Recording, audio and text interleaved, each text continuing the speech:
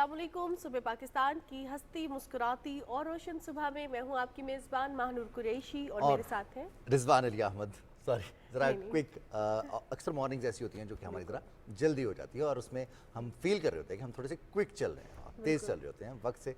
कहते हैं ना कि बहुत सारे फैक्टर्स काउंट होते हैं। बहरहाल जी, उम्मीद करते हैं आप बिल्कुल खैरियत से होंगे। दिन का आगाज़ कर चुके हैं इस उम्मीद, इस दुआ के साथ, इस यकीन के साथ कि अल्लाह करे आने वाला दिन, आने वाला वक्त हम सब के लिए बहुत सारी खुशियाँ, बहुत सारी कामयाबियाँ लेकर आए। गुजरे हुए वक्त की कोई भी नाकामी कभी पलट कर हमारे सामने ना आए। अब गुजरे हुए वक्त की बात की जाए तो कुछ ऐसी चीज़ें माजी में होती हैं या एक दो रोज़ कबल होती हैं जो कि बहुत अफसोसनाक होती हैं, जिनका जिक्र करना लाजमी होता है, लोगों को बताना और ख़बर शेयर करना तो आसान भी नहीं होता है। अफसोसनाक खबर यह है कि मुज़फ़्फ़राबाद में वादी नीलम में एक हादसा पेश आया। बिल्कुल जनाब, हम देखते हैं कि ये मौसम भी ऐसा है, लैंड स्लाइडिंग का मौसम है और इस मौसम में क्योंकि ऑफ भी है तो सबका रुख नॉर्दर्न एरियाज़ में होता है, कश्मीर की तरफ होता है। तो आपको ये बता दें कि मुज़फ़्फ़राबाद में वादी नीलम रोड पर देवलियाँ लिस्वा बाईपास के मुकाम पर मुसाफिर जीप हादसे का शिकार हो गई है। रेस्क्यू हुकाम के मुताबिक हादसे में 13 अफराद जाँ बहक, बल्कि इसके साथ साथ मुतअद्दिद ज़ख्मी हुए और हमने देखा कि रेस्क्यू टीम्स के साथ जो मकामी आबादी थी वो भी रेस्क्यू करने फ़ौरन ही पहुंच गई है। और सदर आसिफ अली जरदारी ने बारिश के बायस वादी नीलम में मुसाफिर जीप के हादसे पर दिली अफसोस का इजहार भी किया है। अब खबर देंगे आपको हम पाक फ़ौज के मुश्तरका कामयाब ऑपरेशन के हवाले से, जिसमें एक मारूफ मतलूब कमांडर अब्दुल रहीम समेत 3 दहशत गर्दों को जहन्नम वासिल किया गया है। इस कामयाब ऑपरेशन में धरती के 4 सपूत भी वतन पर कुर्बान हुए हैं। बिल्कुल जनाब, आपको ये बता दें कि शोधा में पाक फौज के सिपाही मोहम्मद इदरीस, सिपाही बादाम गुल, सीटीडी के सब इंस्पेक्टर ताज मीर शाह और एएसआई मोहम्मद इकराम शामिल हैं। और पेशावर के इलाके हसन खेल में सिक्योरिटी फोर्सेस का ये मुश्तरका ऑपरेशन था। वज़ीर आज़म शहबाज शरीफ और सदर आसिफ अली जरदारी का हाई प्रोफाइल दहशत गर्द समेत तकरीब कारों को जहन्नुम वासिल करने पर सिक्योरिटी फोर्सेस को खिराज तहसीन। और हम देख रहे हैं रिजवान कि हम पाकिस्तान की अस्करी क़यादत हो, पाकिस्तान की सियासी क़यादत हो, जो पाकिस्तान के सिक्योरिटी इश्यूज़ हैं उनको मिलकर रिजॉल्व कर रहे हैं, उनको मिलकर हल कर रहे हैं। और जो हम इस तरह की कुछ खबरें पिछले कुछ दिनों में सामने आई हैं कि दहशत गर्दाना जो हमले किए गए हैं, हम देख रहे हैं कि सिक्योरिटी फोर्सेस मुतहरिक हैं और वो ऐसे दहशत गर्दों से, ऐसे लोगों से इस पाक धरती को मज़ीद साफ़ सुथरा और पाक करने के लिए कोशा है और इसमें अपनी जानों की कुर्बानी भी दे रही हैं। फ्रंट लाइन का किरदार अदा किया, पूरी दुनिया को सामना था दहशत गर्दी के खिलाफ जंग का और पाकिस्तान ने 80,000 से ज़्यादा कुर्बानियाँ दी हैं और सारी दुनिया हमारी इस कुर्बानी को, पाकिस्तान की इस जंग को तस्लीम करती है।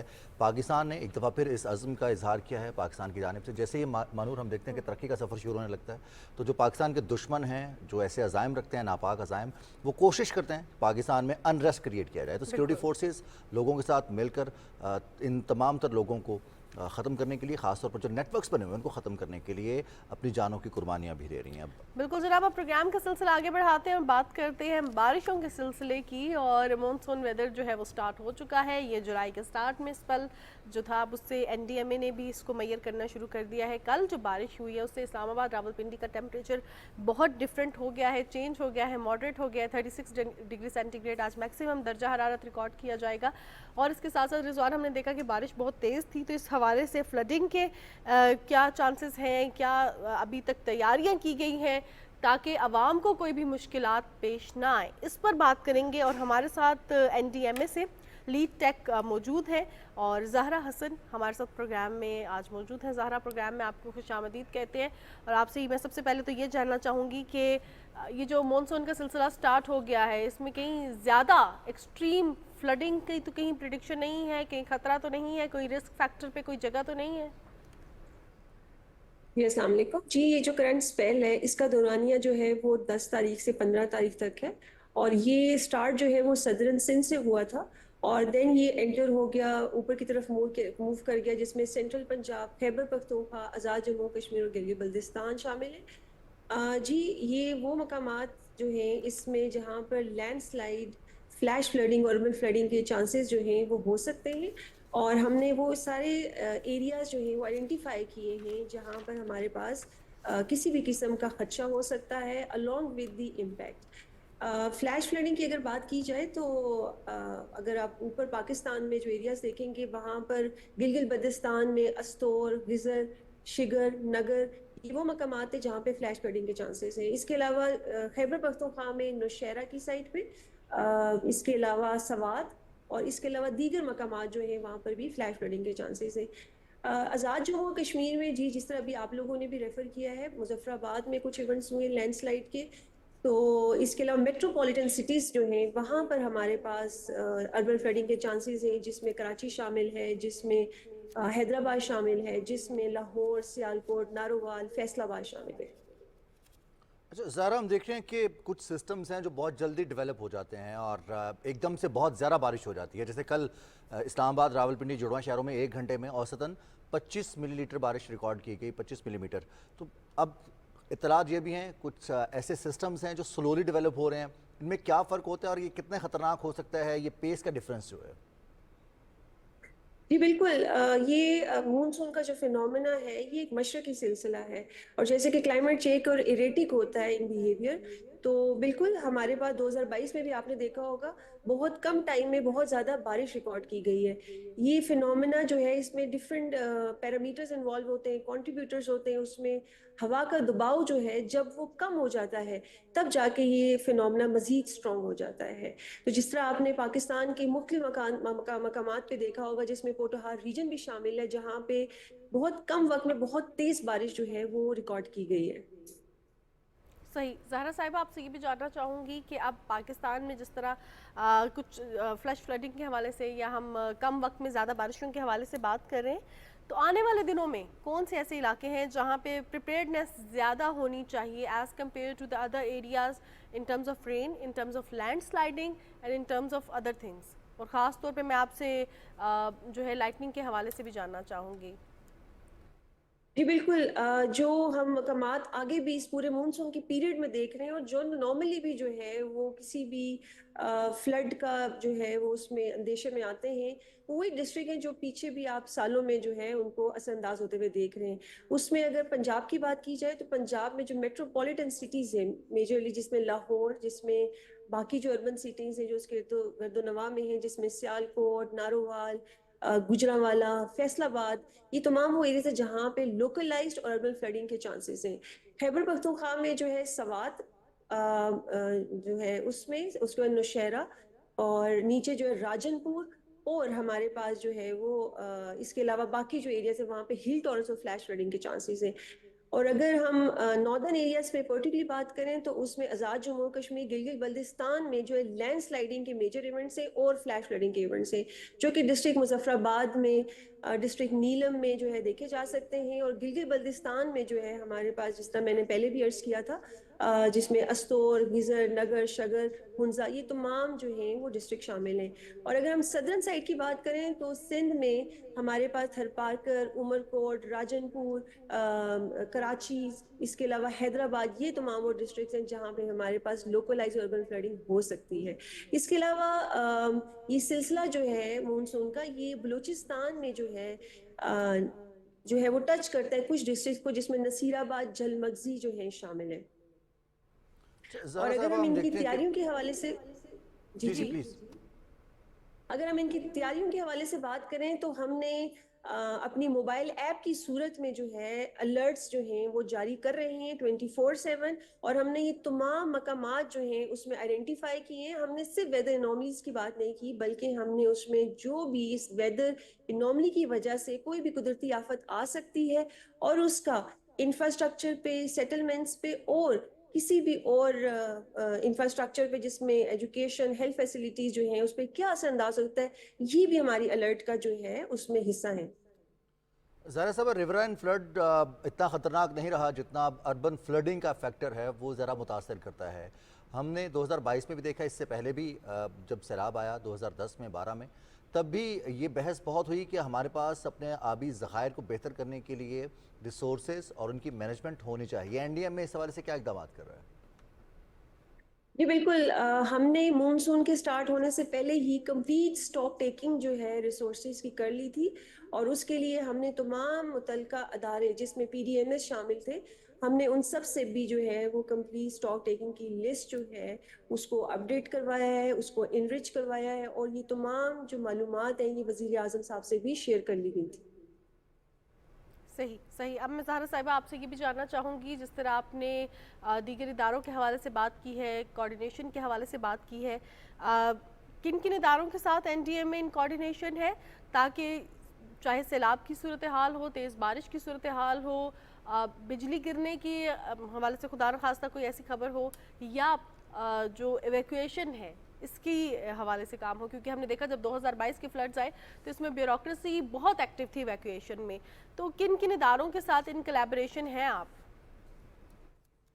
जी, हमारी तमाम जो सरकारी अदारे हैं उनके साथ कोलैबोरेशन है, और जो आई एनजीओज हैं उनके साथ भी जो है वो एनडीए में लगातार राब्ते में है।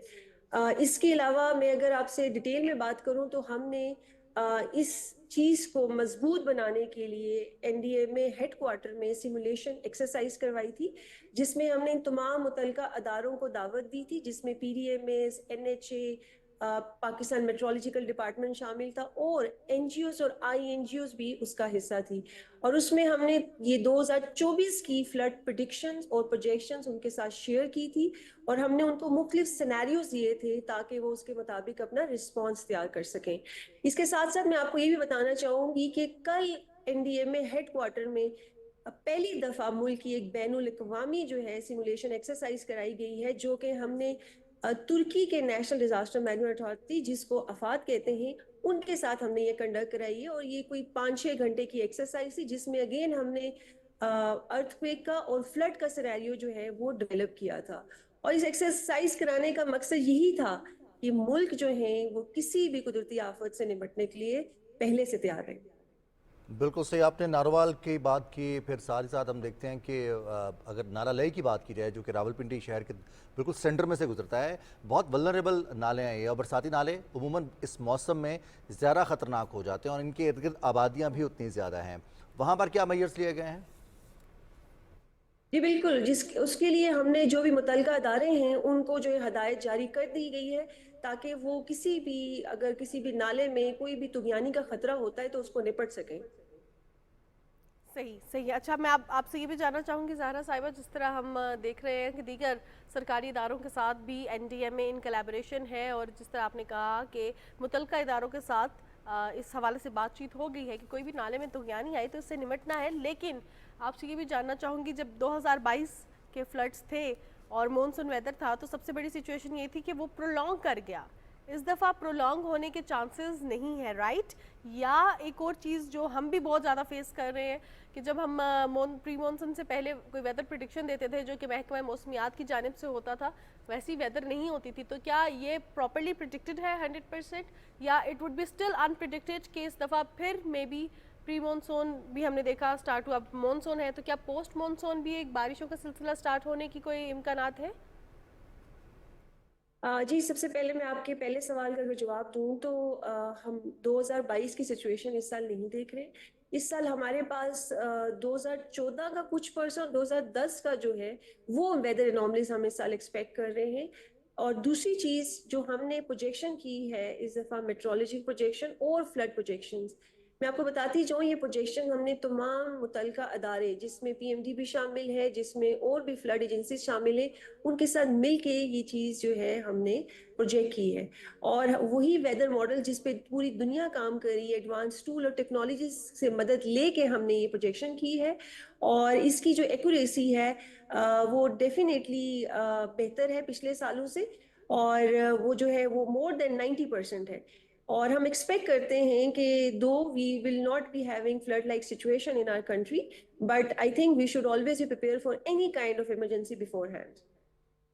बिल्कुल सही, चूँकि आप लीड टेक भी हैं, रिसर्च और इनोवेशंस और नए नए सॉल्यूशंस के हवाले से भी काफ़ी काम है एनडीए में इस हवाले से, जो कि प्रेडिक्ट कर रहे हैं, तो नेक्स्ट ईयर उस चीज़ से बचने के लिए कुछ सजेशंस भी दी जाती हैं। अब बहुत सारा पानी ज़ाया हो जाता है, हम बहरा अरब में पानी चला जाता है, दरिया सिंध के ज़रिए जाए या दरिया चनाब के ज़रिए जाए, ख़ास तौर पर सैलाबी पानी। इस पानी को हम अपने फ़ायदे के लिए भी इस्तेमाल कर सकते हैं। इस हवाले से कुछ राय, कुछ सजेशंस, कुछ प्रोजेक्ट सजेस्ट किए गए हैं एनडीए में नेशनल इमरजेंसी ऑपरेशन सेंटर की जानिब से? जी बिल्कुल, एनडीएमए में एक थिंक टैंक है जिसका नाम है national institute of disaster management, जो कि यूनिवर्सिटीज के साथ मिलके डिफरेंट रिसर्च टॉपिक्स पे काम कर रहे हैं। और उनमें से एक टॉपिक जो है वो वाटर रिसोर्स, वाटर स्ट्रेस का भी है, जिसमें हमने वो तमाम इंडिकेटर्स शामिल किए हैं, जिसमें स्नो मेल्टिंग, जिसमें कितना वाटर जो है वो रन ऑफ कर गया, रेनफॉल का कितना वाटर है, और how much water will be available in the next 10 years. इस पे कंप्लीट जो है वो रिसर्च हो रही है।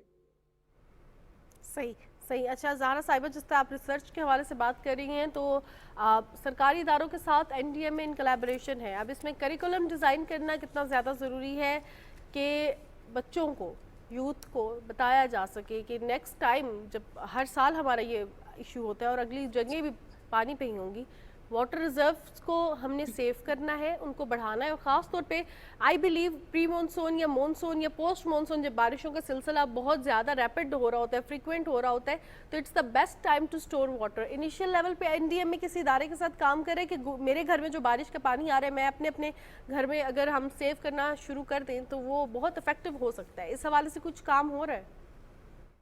जी बिल्कुल, इसके हवाले से भी काफी काम हो रहा है। हमारा एक सेल है जिसका नाम है जेंडर एंड चाइल्ड सेल। उन्होंने एक इनिशियल पायलट स्टडी कराई थी इस्लामाबाद पे, जिसका नाम था पाकिस्तान स्कूल सेफ्टी फ्रेमवर्क। उसमें हमने पर्टिकुलरली जो है वो इंफ्रास्ट्रक्चर की बात की थी कि किसी भी स्कूल का जो है वो इंफ्रास्ट्रक्चर किस हवाले का और किस मुताबिक होना चाहिए ताकि वो रेजिस्टेंट हो अर्थक्वेक या किसी भी और हैजर्ड को लेके। और इसको मजीद अपडेट भी किया जा रहा है इस साल के मुताबिक जो है। और हमने इसके हवाले से स्कूल के साथ अगेन इस साल एक एक्सरसाइज भी कराई है, जिसमें हमने बच्चों को ट्रेन किया है, उनको डिजास्टर मैनेजमेंट के हवाले से बताया गया है, और उनको मुख्तलिफ कुदरती आफात से निपटने के लिए कुछ प्रैक्टिसेस और एक्सरसाइज भी कराई गई है। इसके साथ साथ जो नेशनल इंस्टीट्यूट डिजास्टर मैनेजमेंट है वो राउंड द ईयर जो है वो डिफरेंट कैपेसिटी बिल्डिंग की ट्रेनिंग करवाता है मुख्तलिफ मकामात पर जाकर। वहाँ पर सरकारी अदारे, वहाँ पे स्कूल, कॉलेजेस, वहाँ के भी रेप शामिल होते हैं जिनको डिजास्टर मैनेजमेंट का जो है सब्जेक्ट पढ़ाया जाता है। उसमें डिफरेंट रिकमेंडेशंस दी जाती है, डिफरेंट प्रैक्टिसेस जो है वो बताई जाती है। बिल्कुल सही। और हमारी मईशत का एक बहुत बड़ा हिस्सा हमारी ज़राअत है। हमारे किसान हैं जो कि मौसम जैसा भी उससे मुतासर होते हैं, खुश्क साली हो तो भी मुतासर होते हैं, ज़्यादा बारिश हो जाए तो भी मुतासर होते हैं। शिफ्ट भी आ रहा है, वेदर शिफ्ट हो रहा है। इस हवाले से महकमा अनहार हो या फिर हमारा महकमा ज़राअत हो, उनके साथ भी किसी किस्म की प्रोजेक्ट कोई अलाइंड हैं वो तमाम महकमे, जिनके ज़रिए किसानों तक ये पैगाम पहुँचाया जा सके या उनको एजुकेट किया जा सके कि उन्होंने इस बदलते मौसम के साथ कैसे बेहतरीन तरीके से काश्तकारी करनी है। इस चीज को हम दो तरीकों से डील कर रहे हैं। एक तो ये कि हम अपनी एडवाइजरी में जो है वो जितनी भी एग्रीकल्चर प्रैक्टिसेस हैं उनको शामिल कर रहे हैं, और उसमें हम बता रहे हैं कि किस किस्म के मौसम के मुताबिक जो है वो आप अपनी एग्रीकल्चर प्रैक्टिस जो है वो प्लान करें, नंबर एक। दूसरी चीज जो है वो हम again national institute disaster management के प्लेटफॉर्म से जो इसके मुतलका अदारे हैं जिसमें पीआरसी और एनआरसी और मुख्तलिफ अदारे शामिल हैं, उनके साथ भी हम लिजॉन में हैं, और वहाँ पर भी हम लोग कुछ एग्रीकल्चर के हिसाब से कुछ प्रोजेक्ट डिज़ाइन कर रहे हैं, जिसमें हम प्रिसीजन एग्रीकल्चर जो है वो शामिल की हुई है हमने। इसके अलावा उसको फूड इनसिक्योरिटी, ड्राउट और ये तमाम जितने भी रेलिवेंट सब्जेक्ट हैं इसके साथ हम इस पे भी काम कर रहे हैं। सही सही। ज़हरा साहिबा, आप आपसे ये भी जानना चाहेंगे, जिस तरह आपने कहा कि फूड सिक्योरिटी के हवाले से काम करें, ये जो सैलाब आते हैं, इट्स अ जनरल क्वेश्चन, जो हमें देखने वाले हैं वो भी सोच रहे होंगे। सैलाब आते हैं, हम देखते हैं हमारे वेजिटेबल्स, फ्रूट्स ख़राब भी होते हैं, क्या इनसे न्यूट्रिशियस वैल्यूज़ पर भी अफेक्ट होता है? क्योंकि वो गंदा पानी होता है, वो फसलों में जा रहा होता है, पानी जमा हो रहा होता है, स्मेल होती है। अब ऐसी सूरत हाल में ख़ास तौर पे जिन इलाकों में ज़्यादा बारिश की प्रेडिक्शन है और वहाँ पे पानी खड़ा हो जाता है, वहाँ पे उन इदारों के साथ भी आप कोऑर्डिनेशन में हैं कि हमने फूड सेफ्टी कैसे मेंटेन रखनी है, कैसे जो है उसकी न्यूट्रिशियस वैल्यूज़ जो है वो अप टू द मार्क होनी चाहिए? जी बिल्कुल, हम उन अदारों के साथ भी जो हैं वो लगातार राब्ते में हैं। जैसे कि मैंने कहा है कि हमारी जो एडवाइजरी होती है वो एक बहुत ही डिटेल फॉर्म होती है, जिसमें हमने हर सब्जेक्ट को एड्रेस किया होता है, जिसमें उनकी हेल्थ भी शामिल होती है, जिसमें उनकी एग्रीकल्चर प्रैक्टिसेस भी शामिल होती हैं, और जो डेली रूटीन की जो प्रैक्टिसेस है वो भी उसका पार्ट होती है। बिल्कुल सही। ज़हरा साहब, आप बहुत शुक्रिया आपका, आपने वक्त दिया। बात कर रहे थे सैलाबी सूरत हाल और इस बदलते हुए मौसम में जो एकदम शदीद बारिश हो जाती है उसके बाद जिस तरह की सूरत हाल डेवलप हो जाती है। बहुत शुक्रिया ज़हरा हसन साहब, आप मौजूद रहीं प्रोग्राम में, और आपने इस हवाले से जो भी तैयारियां हैं एनडीएमए के एंड पर, हुकूमती सतह पर, और इसके साथ साथ बाकी इदारों के साथ जो कोलैबोरेशंस हैं उस हवाले से आप आगाह करी थी। और आज हम देखते हैं کہ یہ بہت زیادہ ضروری ہے کہ ہم وقت سے پہلے تیاری کریں. کسی بھی آفت کے آنے کا انتظار کرنے کے بجائے ہم خود سے پہلے احتیاط کریں. ہر سال یہ موسم آتا ہے, انٹینسٹی میں فرق ہو سکتا ہے, لیکن حالات تقریباً ویسے ہی ہوتے ہیں کہ بارش ہوگی, اب اس کو روکا تو نہیں جا سکتا. بالکل جناب, لیکن پریپیئرنس بہت زیادہ ضروری ہے, آپ نے احتیاط کرنی ہے, خاص طور پہ اگر آپ کے ایریا میں اس چیز کا پریڈکشن ہے کہ بارش زیادہ ہوگی. تو رضوان, ایک چیز جو ہم ہمیشہ بات کرتے ہیں پروگرام میں کہ اپنے ڈاکیومنٹس کم از کم سیف رکھیں. سمر ویکیشن ہے, بچوں کے پاس بڑا اچھا بہانہ ہوتا ہے کہ ہمارا سمر ویکیشن خراب ہو گیا. پروگرام کا سلسلہ ہم آگے بڑھائیں گے, لیکن ایک بریک کے بعد.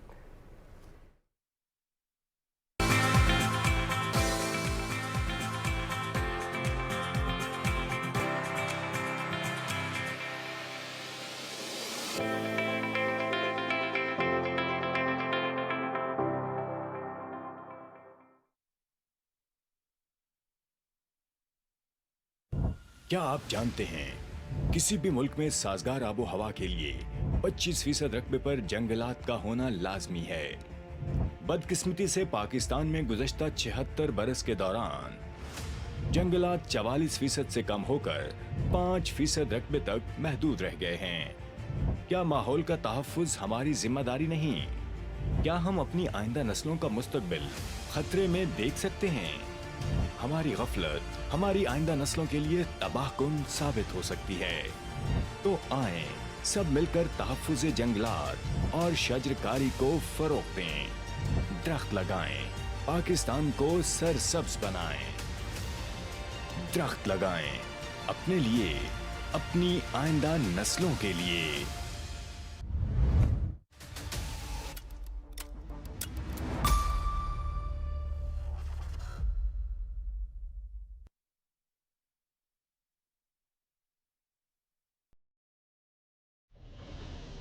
آنے والے دنوں میں درجہ حرارت 47 سے 55 ڈگری کے درمیان بڑھنے اور اکثر علاقوں میں بادلوں کی موجودگی کی وجہ سے گھٹن زدہ ماحول کے باعث درج ذیل احتیاطی تدابیر اختیار کریں. گاڑیوں میں لائٹرز, کاربونیٹڈ ڈرنکس, پرفیومز اور ڈیوائس کی بیٹریاں ہرگز نہ رکھیں. گاڑی کی کھڑکیاں تھوڑی سی کھلی رکھیں تاکہ ہوا کا گزر ہو سکے. گاڑی کے ایندھن کی ٹینک کو مکمل طور پر نہ بھریں. گاڑی میں ایندھن ہمیشہ شام کے اوقات میں بھریں. خاص طور پر سفر کے دوران گاڑی کے ٹائروں کو زیادہ نہ بھریں. بچھوؤں, سانپوں اور دیگر حشرات سے محتاط رہیں. زیادہ مقدار میں پانی اور مائعات پئیں. گیس کے سلنڈر کو دھوپ میں نہ رکھیں. بجلی کے میٹرز پر زیادہ بوجھ نہ ڈالیں اور خاص طور پر شدید گرمی کے اوقات میں صرف ان جگہوں پر ایئر کنڈیشنز استعمال کریں جہاں افراد موجود ہوں. صبح 10 بجے سے دوپہر 3 بجے کے درمیان دھوپ میں براہ راست جانے سے گریز کریں.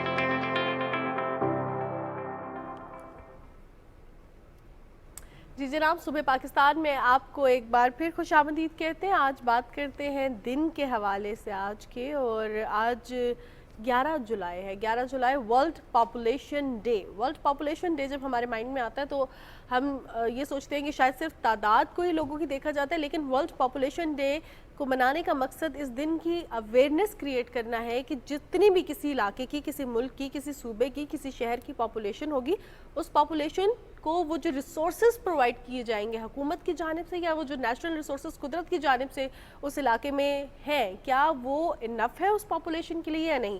یہی ریزن ہے کہ ہم دیکھ رہے ہیں کہ دنیا بھر میں پاپولیشن سے ریلیٹڈ جو مسائل ہیں وہ بڑھتے جا رہے ہیں, اور کیونکہ آبادی زیادہ ہے, ریسورسز کم ہیں, تو اس حوالے سے پوری دنیا میں اویئرنیس بھی کریٹ کی جا رہی ہے اور آج اس پر بات بھی کی جا رہی ہے. صدر مملکت آصف علی زرداری کا عالمی یوم آبادی کے موقع پر خاص پیغام, اور صدر نے کہا کہ 2023 کی مردم شماری کے مطابق پاکستان کی آبادی 2.55% کی بلند شرح سے بڑھ رہی ہے.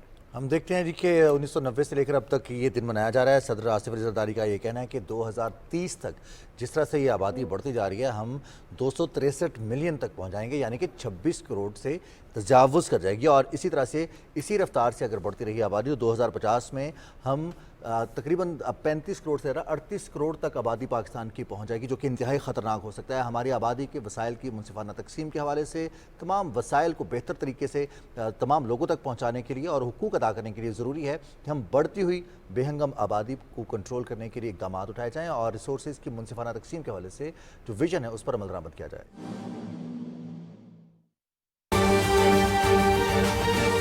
उठाती हूँ सर के दिल से हल्फ उठाती हूँ कि मैं खलूस नीयत से पाकिस्तान की हामी और वफादार रहूँगी, कि मैं खलूस नीयत से पाकिस्तान की हामी और वफादार रहूँगी, कि बहैसियत चीफ जस्टिस अदालत आलिया सूबा पंजाब कि बहैसियत चीफ जस्टिस अदालत आलिया सूबा पंजाब मैं अपने फ़राइज़ व काराए मनसबी मैं अपने फ़राइज़ व कारहाय मनसबी ईमानदारी, अपनी इंतहाई सलाहियत और वफादारी के साथ ईमानदारी, अपनी इंतहाई सलाहियत और वफादारी के साथ इस्लामी जमहूरिया पाकिस्तान के दस्तूर और कानून के मुताबिक अंजाम दूँगी, इस्लामी जमहूरिया पाकिस्तान के दस्तूर और कानून के मुताबिक अंजाम दूँगी, कि मैं आला अदालती कौंसल के जारी करदा कि मैं आला अदालती कौंसल के जारी करदा ज़ाब्ता अखलाक की पाबंदी करूँगी, ज़ाब्ता इखलाक की पाबंदी करूँगी, कि मैं अपने ज़ाती मफाद को अपने सरकारी काम, कि मैं अपने ज़ाती वफ़ात को अपने सरकारी काम अपने सरकारी फ़ैसलों पर असरअंदाज नहीं होने दूँगी, या अपने सरकारी फैसलों पर असरअंदाज नहीं होने दूँगी,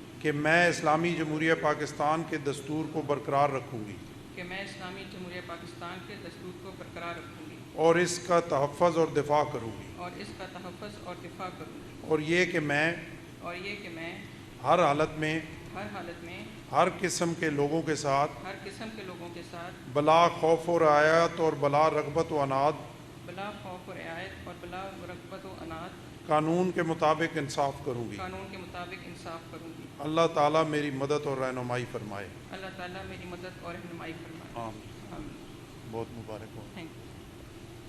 मुबारक हो। Thank you.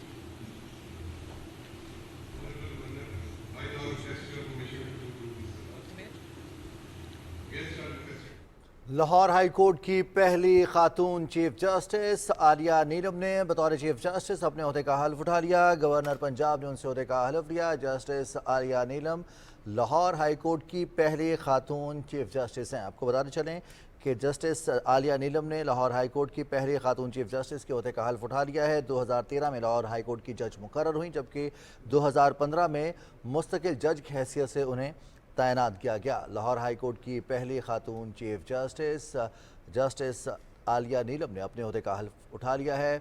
गवर्नर पंजाब ने उनसे उनके ओहदे का हल्फ लिया, जबकि इस मौके पर वज़ीर आला पंजाब भी मौजूद रहें। आपको बताते चलें कि हल्फ बर्दारी की यह तकरीब गवर्नर हाउस लाहौर में हुई। गवर्नर पंजाब सरदार सलीम हैदर ने जस्टिस आलिया नीलम से बतौर chief justice Lahore high court उनके ओहदे का हल्फ लिया।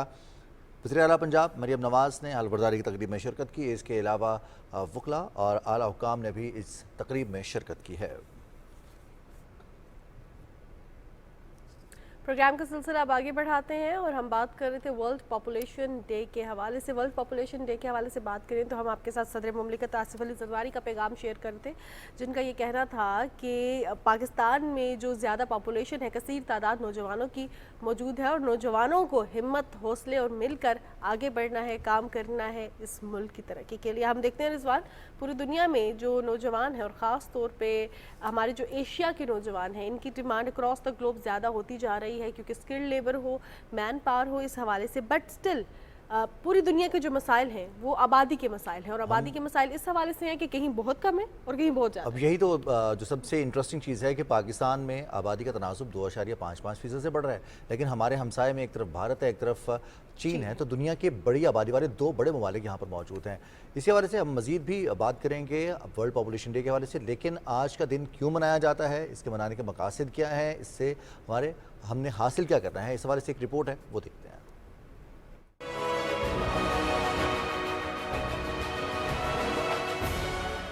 दुनिया भर में आज आबादी का आलमी दिन मनाया जा रहा है। दुनिया शायद इन खतरात से बेखबर है कि आबादी में इजाफे का अज़दहा एक दिन खुद इनके वजूद के लिए खतरा बन सकता है। 11 जुलाई 1987 को जब दुनिया की आबादी 5 अरब हुई तो उसे खास दिन के तौर पर मनाया गया। ताहम 1989 से उसे बाकायदा आलमी दिन का दर्जा दे दिया गया। दुनिया की आबादी को 1 बिलियन तक पहुंचने में लाखों साल लगे। फिर सिर्फ 200 साल के दौरान आबादी में 7 गुना इजाफा हुआ। फिक्रअंगेज पहलू ये है कि 2030 में दुनिया की आबादी 8.5, 2050 में 9.7 और सन 2100 में 10.9 बिलियन तक पहुंचने की तवक्को है। पाकिस्तान की आबादी इस वक्त 24 करोड़ से ज्यादा है, जो 2050 तक 40 करोड़ तक पहुंच जाएगी, जो वसाइल पर बहुत बड़ा बोझ बनेगा। मौजूदा हुकूमत ने 5 साला मंसूबे के तहत आबादी को कंट्रोल करने पर तेजी से काम शुरू किया है, जो कि वसाइल और आबादी की तनासुब को कायम रखने में अहम साबित होगा। आज का आलमी दिन जिनसी मसावात को मजबूत बनाने के थीम के साथ मनाया जा रहा है, मगर पॉलिसी साजों को ये भी समझना होगा कि कुराए अर्ज पर कितने लोग रह रहे हैं, वो कहाँ हैं, उनकी उम्र कितनी है और उनके बाद कितने लोग आएंगे, ताकि मसाइल और वसाइल का तयन किया जा सके।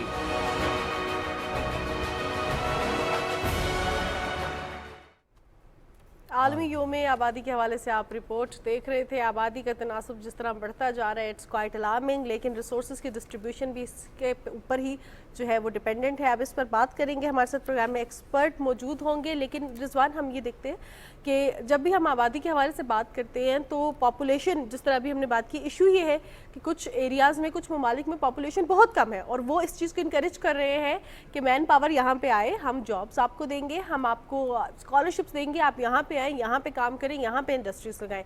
कुछ जगहों पे इतनी ज़्यादा पॉपुलेशन है कि जो उस मुल्क के रिसोर्सेज हैं वही इनफ नहीं हो रहे कि उनको फीड किया जा सके। तो ये जो फ्लक्चुएशन है, ये जो डिसबैलेंस है पॉपुलेशन का, ये बहुत ज़्यादा प्रॉब्लम्स क्रिएट ये बड़ी समझने की बात है कि वसाइल जो वो आबादी में तकसीम होने, वो सिर्फ खाने पीने के नहीं हैं, उसमें तालीम भी शामिल है, उसमें सेहत के वसाइल शामिल हैं, उसमें आपके रहने की जगह, आपके शहरों में जो सहूलियात फ़राहम की जाती हैं वो वसाइल भी शामिल हैं। फिर उसके बाद जब तालीम फ़राहम कर दी जाती है, फिर कॉम्पिटिशन आता है, आपको जॉब अपॉर्चुनिटीज़ मिलती हैं, आपको बिज़नेस अपॉर्चुनिटीज़ आपने क्रिएट करनी होती हैं। तो ये तमाम तर वो वसाइल हैं जो कि आबादी में तकसीम होना होते हैं, और यही तमाम मिलकर आबादी के वसाइल अगर मुनसिफाना तौर पर तकसीम ना हो तो यह बढ़ती आबादी के मसाइल बन जाते हैं। और इन्हीं मसाइल से निपटने के लिए पूरी दुनिया में आज 34वां इंटरनेशनल डे मनाया जा रहा है, आबादी से समझने के लिए ख़ास तौर पर, ना कि आबादी को रोकना है बढ़ने से या इसको कम करना है, इस पर नहीं, बल्कि वसाइल और मसाइल का मिलकर हल क्या निकालना है। इस हवाले से आज का दिन मुख्तस किया गया है 11 जुलाई, जो कि हम देखते हैं तारीख़ में एक तवील हिस्ट्री है। बचपन से हम पाकिस्तान टेलीविज़न पर ये चीज़ें देखते आ रहे हैं कि बढ़ती हुई आबादी एक बहुत बड़ा मसला है, सिर्फ इसीलिए कि वसाइल कम हो जाते हैं, मसाइल बढ़ जाते हैं, जिसकी वजह से फिर और बहुत सारी ऐसी बुराइयां हैं जो जन्म लेती हैं। अच्छा रिजवान, जिस तरह आप आबादी के हवाले से बात कर रहे हैं और हम पाकिस्तान टेलीविज़न के हवाले से बात करें, तो पॉपुलेशन कंट्रोल के हवाले से, फैमिली प्लानिंग के हवाले से पाकिस्तान टेलीविज़न हमेशा बहुत प्रोमिनेंट रहा है। अब इसमें होता ये है कि हमने देखा बहुत से कपल्स ये सोचते हैं, और हमारा माशरे में ये एक माइंडसेट प्रिवेल कर रहा है कि अगर हम अफोर्ड कर सकते हैं एक बच्चे की तालीम, एक बच्चे की खुराक, तो हम उसको दुनिया में ले आते हैं, और चाहे जितने भी बच्चों की तादाद हो, अगर हम अफोर्ड कर सकते हैं तो वी कैन डू दैट। लेकिन हम ये नहीं सोचते कि वो बच्चा इस मुल्क के रिसोर्सेज खा रहा है। अगर आपके 8 या 10 बच्चे होंगे तो वो उस मुल्क के रिसोर्सेज एक्सट्रैक्ट कर रहे होंगे, उस मुल्क में जो गंदम आटा लग रहा है, उस मुल्क में जो बिजली के रिसोर्सेज पैदा हो रहे हैं, उस मुल्क के जो नेचुरल रिसोर्सेज हैं, जो मैन मेड रिसोर्सेज हैं, वो तमाम कंज्यूम किए जा रहे हैं। तो ये चीज़ सिर्फ अपनी लाइफ पे डिपेंडेंट नहीं होती, आपके मुल्क पे भी डिपेंडेंट होती है। और जो बच्चा इस दुनिया में आ रहा है, अगर उस तक उसके तमाम तरह हुकूक उस तक नहीं पहुँचे तो उसकी भी हक तलफी होगी कि आपने उसको वसाइल फ्राहम नहीं किए। बहरहाल हम इस पर मज़ीद बात भी करेंगे। आज वर्ल्ड पॉपुलेशन डे है, तो साथ ही साथ हम अपने नाज़रीन को बढ़ती हुई आबादी के मसाइल की एक जो बहुत सारे मसाइल, उसकी एक वजह आबादी है, लेकिन साथ साथ हम आपको दीगर जो न्यूज़ हैं उस हवाले से भी आगाह करते रहेंगे। अब थोड़ा सा हम बात करेंगे, दुनिया में पाकिस्तान का 5वां नंबर है आबादी से, बड़ी आबादी वाले मुल्कों में, तो जिस रफ्तार से बढ़ रही है ये ख़तरे की एक घंटी है, तो हमें इसको समझना होगा। अब इसके मसाइल क्या हैं, वसाइल कैसे तकसीम हो सकते हैं, हमें इस्तिफ़ादा क्या कर सकते हैं, हम हमारे पास सॉल्यूशंस क्या है, इस पर बात करेंगे एक्सपर्ट से। बिल्कुल जनाब, जिस तरह रिजवान ने कहा कि दुनिया में पाकिस्तान का 5वां नंबर है, एशिया में 4था नंबर है, जबकि जनूबी एशिया में 2रा नंबर है पॉपुलेशन के लिहाज से, और पाकिस्तान आगे बढ़ता जा रहा है आबादी के लिहाज से। हम देख रहे हैं कि जिस तरह से बढ़ रहे हैं, تو وہ خیر ہم ایریا کو بھی دیکھتے ہیں but still Rizwan it's quite alarming اور آئی بلیو کہ اس پہ بات کرنا بہت زیادہ ضروری ہے. ایکسپرٹ نے ہمیں جوائن کیا سابق ڈائریکٹر جنرل پاپولیشن پروگرام ہیں جی وزارت قومی صحت خدمت کے عبدالغفار خان صاحب. عبدالغفار خان صاحب میں آپ سے یہ جاننا چاہوں گی آج ورلڈ پاپولیشن ڈے کے حوالے سے کہ عالمی یوم آبادی ہے آج, تو اس کے مقاصد کیا ہے اور ہم اس دنیا میں ہم دیکھ رہے ہیں کہ وسائل کم ہوتے جا رہے ہیں, پاپولیشن بڑھتی جا رہی ہے, ریزن کیا ہے, کیوں بڑھ رہی ہے پاپولیشن؟ جی بہت شکریہ. میں مشکور ہوں کہ آپ نے مجھے لائن پہ لیا. جو آپ نے کہا کہ یہ عالمی یوم آبادی کے مقاصد کیا ہیں, اس کا سب سے بڑا مقصد اور جو مین مقصد ہے وہ تو یہی ہے کہ ان معاشروں کو, ان حکومتوں کو, ان ریاستوں کو جہاں آبادی بے ہنگم انداز میں ان کے وسائل کے تناسب سے مختلف انداز میں بڑھ رہی ہے, ان کو ایک الرٹ میسج کیا جائے تاکہ وہ اپنے پروگرامز کے اپنے ایفرٹ کا ادا کر سکیں, اور اگر جس لیول پر کر رہے ہیں اس کو بڑھا سکیں, جس اپروچ پہ چل رہے ہیں اس اپروچ کو ری وزٹ کر سکیں. رہی بات یہ کہ دنیا میں آبادی بڑھ رہی ہے, تو دنیا میں ایسے نہیں بڑھ رہی ہے, پاکستان میں بہت بڑھ رہی ہے. دنیا میں تو بے شمار ممالک ہیں جہاں پاپولیشن گروتھ نیگیٹو ہے, اور وہاں پوری بھرپور کوشش کی جا رہی ہے کہ پازیٹو ہو جائے تاکہ پاپولیشن سٹیبلائز ہو. تو جیسے بڑھتی ہوئی آبادی ایک مسئلہ ہے, اسی طرح گھٹتی ہوئی آبادی بھی ایک مسئلہ ہے. تو آدھی دنیا میں تو اس وقت گھٹتی ہوئی آبادی ایک مسئلہ ہے, جو بڑھتی ہوئی آبادی ہے یہ تو تھرڈ ورلڈ اور ایشین کنٹریز اور خصوصاً پاکستان جیسے آپ نے کہا کہ چوتھے نمبر پر ہے. یہ تو پاکستان جیسے اب میں کیا کہوں, پسماندہ کہوں, غیر ذمہ دار حکومت کہوں, غیر ذمہ دار لوگ اور معاشرہ کہوں, کہ پاکستان جیسے معاشروں کا اور پاکستان جیسی ریاستوں کا مسئلہ ہے. اور اب یہ بہت چند ایک ریاستیں رہ گئی ہیں دنیا میں. یہ اگر آپ کہیں کہ جی 210 ریاستیں دنیا میں ہیں, تو 210 ریاستوں میں شاید اب 25-30 ہی رہ گئی ہوں, جن میں پاکستان اب آپ جیسے آپ نے کہا کہ چوتھے نمبر پر آ رہا ہے. عبدالغفار خان صاحب, ہم دیکھتے ہیں کہ آبادی کے جو مسائل ہیں, بڑھتی آبادی کے ساتھ مسائل بڑھ جاتے ہیں. کیا حکمت عملی ہونی چاہیے؟ اویئرنیس کے حوالے سے تو بہت عرصے سے کام ہو رہا ہے. ہم ابھی کچھ دیر پہلے بات کر رہے تھے کہ پاکستان ٹیلی ویژن بھی خاص طور پر اس حوالے سے, ہمارے جو پاپولیشن ڈپارٹمنٹ ہے, صحت کا خدمات کا جو ادارہ ہے, تو بہت عرصے سے لوگوں کو گائیڈ کر رہا ہے. پوری جنریشن ہو گئی ہے گائیڈ کرتے ہوئے لوگوں کو. اگر آپ صرف مجھے کٹ نہ کریں اور تھوڑی سی اجازت دے دیں تو میں آپ کو آنیسٹلی بتاؤں کہ ہمارے پاکستان کے جب ہم اوورآل جیسے آپ نے کہا کہ ایک لمبے عرصے سے پروگرام چل رہا ہے, اس کا ریویو کریں تو ہمیں بہت ساری کامیابی ملی تھی 60s میں یو بیرا میں, کیونکہ اس وقت ہم ڈائریکٹ فیملی پلاننگ کو فوکس کر رہے تھے. صحیح. اس کے بعد جو اگلی حکومت آئی پیپلز پارٹی کی, اس کے منشور میں یہ چیز اس طرح بھرپور انداز میں نہیں تھی, اور بدقسمتی سے پھر بعد میں جو ضیاء الحق رجیم آیا اس میں یہ پروگرام اسلامائز ہو کے یہ فیملی پلاننگ کے فوکس سے آ کے ویلفیئر کا فوکس اور دوسری طرف چلا گیا, نہ تیتر رہا نہ بٹیر رہا. اس کے بعد بے نظیر کی کوشش کو میں سراہوں گا, کیونکہ میں نے تو تھرو آؤٹ زندگی گزاری اس پروگرام. عبدالغفار صاحب, میں اب آپ سے ایک اور چیز جاننا چاہوں گی کیونکہ وقت کی کمی اور سوالات ہمارے پاس بہت زیادہ ہیں, اور آپ ایک ریلیونٹ پرسن ہیں جن سے ہم یہ تمام سوالات جو ہمارے مائنڈ میں کنفیوژنس ہیں ان کا جواب لے سکیں. کتنے, اب جس طرح آپ سے بات کرنے سے پہلے بھی ہم پروگرام میں یہی بات کر رہے تھے کہ ہمیں لگتا ہے کہ ہم افورڈ کر سکتے ہیں, ہم اس کے اسکول کی فیس دے سکتے ہیں, ہم اس کو کھانا کھلا سکتے ہیں, تو جتنے مرضی بچے پیدا کریں.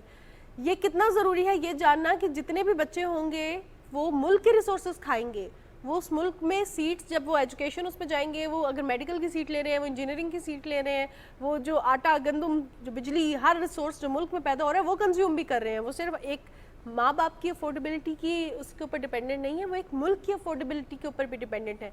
اس پر اویئرنیس کریٹ کرنا کتنا زیادہ ضروری ہے, اور آپ اس حوالے سے کیا کہیں گے؟ نہیں, اس لیول پر, اس انداز میں اور اس نیریٹو پر اویئرنیس ہم نے 90s میں کریٹ کی تھی, جب ہم کہتے تھے 2 بچے خوشحال گھرانہ.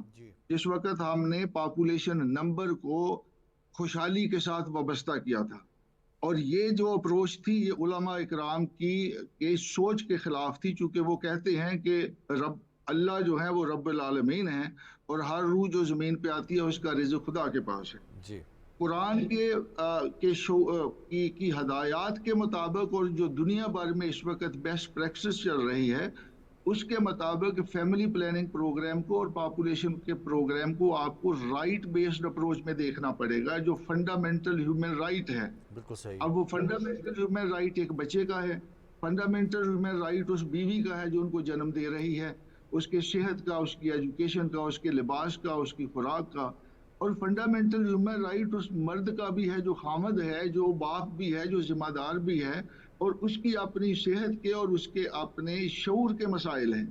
तो जब से अब हमने जो असल नैरेटिव आया है और जो इस वक्त दुनिया भर में चलाया जा रहा है, वो उसमें अगरचे रिसोर्सेज के साथ पॉपुलेशन के तवाज़ुन को डाइवोर्स नहीं किया जा रहा, वो एक अहम फैक्टर है।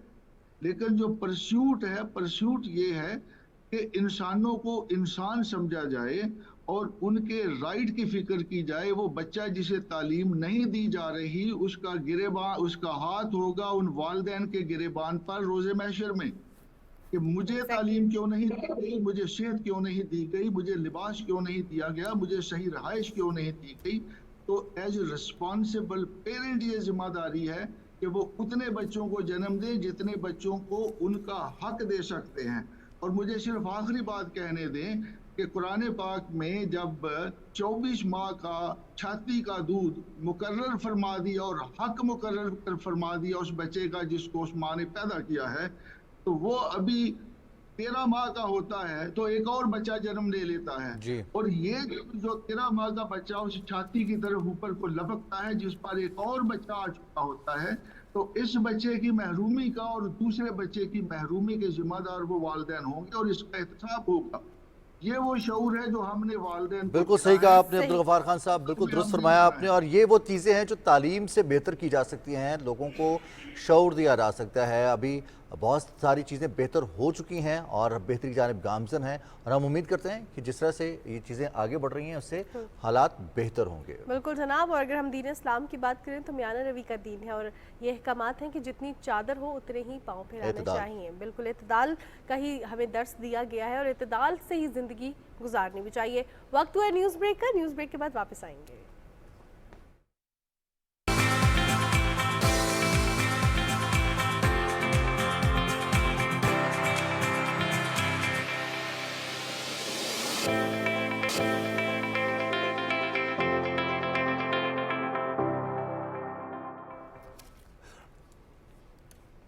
जी जनाब, सुबह पाकिस्तान में आपको एक बार फिर खुशामदीद कहते हैं। आज जुमेरात है और जैसे जुमेरात आता है एक चीज़ तो माइंड में आती है हमारे एक टीम मेंबर, लेकिन रियलाइज़ होता है कि हफ्ता ख़त्म ही होने वाला है और जुमेरात को हमारे साथ होते हैं मज़र शहजाद। मज़र भाई अस्सलाम वालेकुम, गुड मॉर्निंग। अस्सलाम, कैसे हैं आप लोग? जी अल्हम्दुलिल्लाह बिल्कुल ठीक। मौसम तो अच्छे हो रहे हैं और बारिशें भी हो रही हैं, बहुत ज़बरदस्त बारिशें, और दुआ ये करनी चाहिए कि रहमत की बारिशें हों इंशाल्लाह। आप स्टार्ट कीजिए और जी, हम बिल्कुल, बढ़ते हैं प्रोग्राम के अगले हिस्से की जानिब। और देखिए कैसे ज़बरदस्त तरीके से हम प्रोग्राम में आगे बढ़ते हैं, स्टेप बाय स्टेप। ज़िंदगी में भी हमें स्टेप बाय स्टेप ऐसे ही आगे बढ़ना आता है और यही वो डॉट्स हैं जिनको कनेक्ट करना होता है। ज़िंदगी सिस्टम में रहे और सिस्टम जो है वो इसी तरह से बढ़ता रहे। आगे बढ़ते हैं जी।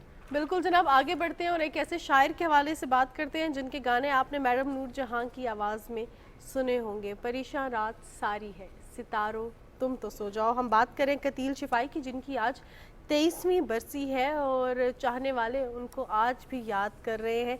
जो उनकी शायरी थी, जो उनकी गज़ल थी और जो उनका लिखने का अंदाज़ था, जिस तरह उन्होंने दुख बयान किया, रिजवान क्या बात है। 24 दिसंबर 1919 को खैबर पख्तूनख्वा की तहसील हरीपुर में पैदा होने वाले कतील शिफाई का असल नाम औरंगज़ेब था। अपने शोहरत उन्होंने तखल्लुस कतील से पाई। अब 2500 से ज़्यादा गीत नग़मे उन्होंने तहरीर किए और फिर मारूफ जो गुलकार हैं उन्होंने उनके गीत गज़लें गाए और वो भी शोहरत के बुलंदी तक पहुँचे। तो आज उनका 23वां यौम वफ़ात है। कतील शिफाई की गज़लें और उनकी शायरी आज भी ज़िंदा है। बिल्कुल जनाब, अब एक ऐसी शख्सियत की जानिब बढ़ते हैं जो कि आज स्टूडियो में मौजूद है और हमें बहुत फ़ख्र हो रहा है। उनसे बात करके, और हम उनसे जब बात कर रहे थे तो वैसा प्राउड फील हो रहा था कि पाकिस्तान में ऐसा टैलेंट मौजूद है जो कि अपनी हर्डल्स को नहीं देखता, सिर्फ अपॉर्चुनिटीज़ को देखते हैं। हम बात कर रहे हैं कि बसारत से मरहूम मायानाज तीरंदाज तनवीर अहमद साहब के, जिन्होंने रिसेंटली बेल्जियम में पाकिस्तान के नाम जो है वो भी रोशन किया है, और मुनक्किद इवेंट में जो मुनक्किदा वहाँ पे इवेंट हुआ उसमें गोल्ड मेडल जीता है। और तनवीर साहब का ये दूसरा गोल्ड मेडल है लगातार कंसेक्टिवली, इससे कबल भी वो गोल्ड मेडल जीत चुके हैं। अब उन्हीं से मुलाकात करते हैं, उन्हीं से जानते हैं कि इसके पीछे क्या कहानी है। तनवीर अहमद, अस्सलाम वालेकुम। जी वालेकुम अस्सलाम। बहुत मुबारक हो आपको ये कामयाबी, 2 गोल्ड मेडल एक ही हफ्ते, कम से कम 10 दिन के वक्फे से, ये कैसे किया? बस ये अल्लाह ताला की मेहरबानी है और ख़ास करम है मेरे रब का कि उन्होंने हमें इस काबिल बनाया, और मेरे कोचेज़ की मेहनत है और मेरी कुछ अपनी लगातार मेहनत है जिसकी वजह से यहाँ तक पहुँचे हैं। सही। तनवीर, कुछ इस इवेंट के हवाले से बताइएगा, कितने मुल्कों से लोग शामिल थे और कैसा रहा आपका ये एक्सपीरियंस? यहाँ पे तकरीबन 45 आर्चर से मुख्तलिफ़ कंट्री से आए हुए ऑलमोस्ट 15 कंट्री से लोग थे, और अच्छा एक्सपीरियंस था। फॉर द फर्स्ट टाइम मैं 1440 का राउंड इसे कहते हैं, और हमें 144 एरोज़ जो है वो पूरे दिन में शूट करने होते हैं, और एट डिफरेंट टारगेट फेसेस, और जिसमें 36 एरोज़ करके हमने शूट करने होते हैं। और काफ़ी हार्ड वेदर था वहाँ पे, और काफ़ी बारिश वगैरह भी चल रही थी, और अच्छी खासी विंड चल रही थी, तकरीबन 70 किलोमीटर पर आवर की रफ्तार से, और उस विंड में खेलना एक नया एक्सपीरियंस था, और बारिश में खेलना, तो बड़ा इसको एंजॉय भी किया हमने। और अल्हम्दुलिल्लाह रिजल्ट्स ने बताया कि हमारे अंदर भी काबिलियत मौजूद है कि हम इंटरनेशनल लेवल पे ये तो फिर वही बात हुई ना कि आप जिस चीज़ का पैशन, जिस चीज़ को ज़रा एंजॉय करते हैं तो कामयाबी भी उसी में मिलती है। तीरंदाजी वैसे तो देख के उसका निशाना लगाना कहा जाता है वो भी मुश्किल है, लेकिन ब्लाइंड फोल्ड के साथ बिल्कुल सिर्फ आपने सेंस करना है हवा को भी, और उसके अलावा अपने निशाने को भी, फासला भी। ये कितनी प्रैक्टिस करते हैं इस चीज़ की? प्रैक्टिस से आपको पता है कि हर गेम के लिए ज़रूरी है, और जितनी ज़्यादा आप, और ख़ास तौर पे इस गेम के लिए कि आप अगर रेगुलर प्रैक्टिस ना करें तो आप तकरीबन 1-2 महीने पीछे चले जाते हैं। तो इसके लिए प्रैक्टिस तकरीबन 5 डेज़ अ वीक में करता था, तकरीबन 5 से 6 घंटे इवेंट से पहले। और कोचेज़ ने ख़ास तौर पे मेरे कोच हैं एजाज साहब, जिन्होंने भरपूर मेहनत की मेरे साथ, और अल्हम्दुलिल्लाह उसको हमने जस्टिफाई भी किया इंटरनेशनल लेवल पे। सही। तनवीर, तो ये बताइएगा कि इंस्पिरेशन आपकी कौन है कि आपने इतनी हर्डल्स के बावजूद एक ऐसी चीज़ जिसको हम माइंड में एक्सेप्ट नहीं कर सकते कि बसारत से मरहूम हो और आर्चरी की तरफ आए? इंस्पिरेशन हमारे यहाँ ब्लाइंड जितने भी यूथ है और जितने भी लोग हैं उनमें बड़ा टैलेंट है, सिर्फ हमारे इस चीज़ की ज़रूरत है कि उनको पॉलिश किया जाए, उनको अपॉर्चुनिटीज़ फ्राहम की जाएँ। और अल्हम्दुलिल्लाह मैं लकी हूँ कि मुझे इतनी अपॉर्चुनिटीज़ मिली हैं इंटरनेशनल लेवल पे, ख़ास तौर पे पाकिस्तान आर्चरी फेडरेशन की तरफ से, और मुझे इंटरनेशनल लेवल पे उन्होंने कॉन्फिडेंस दिया कि आप जाके खेलें, और उस मेहनत को मैंने आगे कंटिन्यू रखा, और उससे रिज़ल्ट्स भी अच्छे आए, और इंटरनेशनल लेवल पे जो लोग मुझसे अच्छा परफॉर्म कर रहे थे उनका जाके मुकाबला किया, और अल्हम्दुलिल्लाह सक्सेस मिली। ये हम देखते हैं कि चेक रिपब्लिक का वेदर डिफरेंट, बेल्जियम का डिफरेंट, फिर 8 दिन के अंदर अंदर 2 गोल्ड मेडल, 2 डिफरेंट इवेंट्स, उसमें सिर्फ 8 दिनों के फ़र्क से 2 गोल्ड मेडल, ये कमाल कैसे? बस ये इवेंट से पहले चेक रिपब्लिक में था जो कि वर्ल्ड रैंकिंग इवेंट था, और उसमें ऑलमोस्ट 45 कंट्री से लोग आए हुए थे, और जिस तरह से वो इवेंट स्टार्ट हुआ और उसमें मैंने क्वालिफिकेशन राउंड में पहले टॉप किया विद मैक्सिमम पॉइंट्स, और मेरे और सेकंड लेवल के जो दूसरे नंबर पे जो एथलीट था उसमें तकरीबन 100 पॉइंट्स का डिफरेंस था, और ये एक ह्यूज लीड होती है हमारी गेम में। और इसकी वजह यह है कि मैंने लास्ट इंग्लैंड में जाके ट्रेनिंग की थी, तकरीबन 1 महीने का कैंप किया था, उससे मुझे बड़ा फ़ायदा हुआ और मेरे पॉइंट्स में काफ़ी बेहतरी आई, और उसी चीज़ को मैं आगे कंटिन्यू रखे हुआ था, और अल्हम्दुलिल्लाह अच्छा परफॉर्म किया। तो वो 2 पॉइंट्स आपने बढ़ा के अब इस इवेंट में देखते हैं जो बेल्जियम हुआ, इसमें तनवीर साहब के 910 हैं और जो सेकंड नंबर पे उसके 840 हैं, 70 पॉइंट्स का फर्क बहुत है। डिफरेंस है, बहुत बड़ा डिफरेंस। असल ये 1440 का क्योंकि ये एक लेंथी राउंड होता है और उसमें आपको थोड़े थोड़े पॉइंट से, जब से भी मैंने स्टार्ट किया तो मेरा कोई 15 पॉइंट की लीड थी, फिर सेकंड में 30-35 की होगी, जब थर्ड एंड पे पहुंचा तो तकरीबन 60 पॉइंट की लीड पे था, तो वहाँ पे मैं फिर सेटिस्फाई था कि भाई अब इससे आगे जो है ना इतना अच्छा कैच नहीं कर सकता कोई मुझे। सही। तो तनवीर, अब कहाँ की तैयारी है, कहाँ जाके पाकिस्तान का नाम रोशन कर रहे हैं और कहाँ जो है, कहाँ से अब आप मेडल्स लेके आएंगे पाकिस्तान के लिए? इंशाल्लाह नेक्स्ट सितंबर में हमारा Indora international open for VI archery है इंडोरा में, और लास्ट ईयर भी उसमें मेरे 3 मेडल थे, इंक्लूडिंग मिक्स टीम में गोल्ड मेडल है, और इस दफ़ा मैं कोशिश कर रहा हूँ कि इंडिविजुअल में भी 18 मीटर और 30 मीटर दोनों में जो है गोल्ड के लिए कोशिश करूँ। और देन 2025 अगस्त में जो है वर्ल्ड चैम्पियनशिप है, असल फोकस मेरा वो है, तो उसके लिए भी तैयारी करनी है।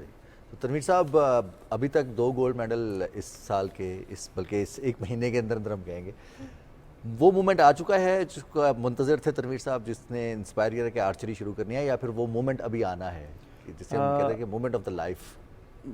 डेफिनेटली काफ़ी सेटिस्फैक्ट्री रिजल्ट्स मिल रहे हैं, और हर बंदे की ख्वाहिश होती है कि वर्ल्ड नंबर 1 होना, तो वर्ल्ड नंबर 2 हमने 2022 में ले चुके हैं।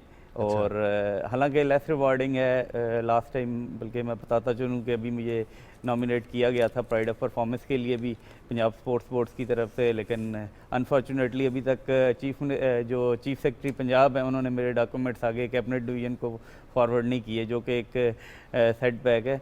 और मैं आपके प्रोग्राम के तवसत से भी ख़ास तौर पर चीफ मिनिस्टर पंजाब साहबा से रिक्वेस्ट करूँगा कि मेरे इस रिवार्ड को जो है वो लाजमी मुझे दिया जाए, और बाकी इंशाल्लाह फ्यूचर में अच्छा परफॉर्म करने की अहलियत भी रखते हैं, और हमने इस चीज़ को साबित भी किया। इंशाल्लाह करेंगे, इंशाल्लाह, और करेंगे भी। आप तनवीर, एट द एंड कोई पैगाम देना चाहिए हमारे देखने वालों के लिए?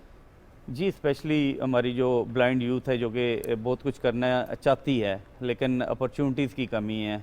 हमारे स्पॉन्सर्स को चाहिए, ख़ास तौर पे गवर्नमेंट सेक्टर पे से और प्राइवेट सेक्टर से, कि इन लोगों को आप सपोर्ट करें, इनको ऊपर लेके आएँ। आप जितना इनके कंधे पे हाथ रखेंगे, ये आपको उतना अच्छा परफॉर्म करके देंगे। ज़बरदस्त, बहुत शुक्रिया तनवीर अहमद, और हमारी तरफ से आपके लिए बहुत सारी नेक तमन्नाएं। अल्लाह ताला आपको इसी तरह से कामयाब करे, आप मेहनत जारी रखें और पाकिस्तान के लिए आप मेडल्स हासिल करते रहें, पाकिस्तान का झंडा सर बुलंद करते रहें। प्रोग्राम में हम आगे बढ़ेंगे और जिक्र करेंगे उस्ताद सलामत अली खान की। क्या बात है, इतने बड़े शायर का हमने जिक्र किया है, तो एक जो है ना क्लासिकल मौसीकी के जो गायक हैं उनका भी जिक्र कर लेते हैं। उस्ताद सलामत अली खान साहब, जब उनका नाम लेते हैं तो क्लासिकल म्यूजिक में आता है, और आज भी वो हमारे दिलों में मौजूद है। जो उनकी म्यूज़िक इंडस्ट्री में कंट्रीब्यूशन है वो हमेशा याद रखी जाएगी। आज के दिन के हवाले से बात करें तो हमसे बिछड़े उन्हें 23 बरस बीत चुके हैं, लेकिन आज जो उनके शागिर्द हैं, जो कि बहुत ज़्यादा है और पूरी दुनिया में फैले हुए हैं, वो उनको ज़िंदा रखे हुए हैं, उनका फ़न उनको ज़िंदा रखे हुए है, उनकी जो कॉन्ट्रीब्यूशंस हैं वो उनको ज़िंदा रखे हुए हैं। और अगर बात करें रिजवान उनकी फ़ैमिली के हवाले से, तो शाम 84 घराने में जो है उनका उसका ताल्लुक़ था, और उनके बड़े भाई उस्ताद नज़ाकत अली खान, उनके साथ मिलके उन्होंने जो है ना मौसीकी की तरबियत जो थी अपने वालिद साहब से हासिल की, और जो ये मौसीकी थी, जो क्लासिकल म्यूज़िक था, उनकी पूरी फैमिली में रन करता है। बिल्कुल, और हम देखते हैं कि उनकी उसे जो रिवायत है उसको बरकरार रखते हुए उनकी आने वाली नस्लें भी उसी मौसीकी को, क्लासिकल मौसीकी को आगे बढ़ा रही हैं। आज उनकी 23वीं बरसी है। अब हम बात करेंगे अपने शहर कराची की, और शहर कराची के हवाले से बहुत सारी चीज़ें हैं जो सामने आती हैं। ख़ास तौर पर अगर कराची के हवाले से जिक्र किया जाए तो वहाँ पर रहने वाले लोग, वहाँ पर जाकर अपनी ज़िंदगी के लिए नए मौक़े तलाश करने वाले लोग, जो कराची शहर सब के लिए बाहें खोले, उन्हें खुशामदीद कहता है। तो कराची के हवाले से, कराची को जिसने जैसा देखा उसने वैसा उसके बारे में अपना ख्याल जो है वो कह दिया, लिख दिया, और लोगों को भी बता दिया। बिल्कुल जनाब, लेकिन वो कहते हैं ना, डोंट जज a book by its cover, लेकिन हम जज करेंगे क्योंकि हमारे साथ जो मौजूद हैं वो बुक के राइटर मौजूद हैं, और राइटर बताएंगे हमें कि जो टाइटल है बुक का, और वो टाइटल है जी नामुराद कराची। नामुराद कराची के जो राइटर हैं वो सैयद खालिद फातमी साहब हैं, और 400 सफ़ात पर मुश्तमिल ये किताब है, और जो कराची की हिस्ट्री है पिछले 6 डेकेड्स में वो उन्होंने बयान की है, तो उनसे हम जानेंगे। लेकिन उससे पहले जो है हम मज़र साहब की जानिब बढ़ते हैं, और मज़र साहब के से जानते हैं कि उन्होंने क्या तख्लीक किया है। जी मज़र साहब। बरसात शुरू हो चुकी है और इसमें हमेशा शजरकारी की जाती है, तो ये जो 2 नन्हे नन्हे पौधे मईशत और कौमी यकजहत थी, ऐसे पौधे लगाने चाहिए ताकि हमारा मुल्क खुशहाली की तरफ जाए, और मोहब्बत और कौमी यकजहती पैदा करने की बड़ी असल ज़रूरत है इस वक्त। और इंशाल्लाह ताला ये पौधे बढ़ेंगे और इंशाल्लाह। बड़ी छाँव पैदा करेंगे हमारे मुल्क के लिए। बहुत इंशाल्लाह ज़बरदस्त, बहुत ज़बरदस्त पैगाम दिया मज़हर साहब आपने, थैंक यू वेरी मच। और हमारी भी दुआ है कि कौमी यकजहती मईशत आगे बढ़े। अब बात करेंगे सैयद खालिद फातमी साहब से, जो कि मुसन्निफ़ हैं नामुराद कराची के। वैसे तो ये टाइटल अपने आप में बहुत एक मुनफरिद है और इसमें हमें एक पहलू नज़र आता है कि ये ऐसा क्यों, तो उन्हीं से जानते हैं। बहुत शुक्रिया। अस्सलाम वालेकुम सैयद खालिद फातमी साहब, आपने वक्त दिया, कराची स्टूडियोज़ में आप मौजूद हैं। तो सर, ये आपने कराची शहर को मौजू बनाया है। वालेकुम अस्सलाम। वालेकुम अस्सलाम। कराची शहर को मौजू बनाया है, इसका ख्याल कैसे आया?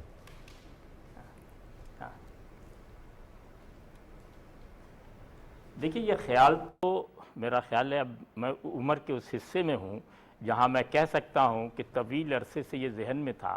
और मेरी कराची में तरबियत बहुत अच्छे इलाकों में, क्योंकि कराची आज से 50 साल पहले अहले यूनान के तर्ज पर, अरस्तु और अफलातून के तर्ज पर छोटे छोटे मकातिब थे, यानी छोटे छोटे घर थे, छोटे छोटे ठिये थे, छोटे छोटे अड्डे थे।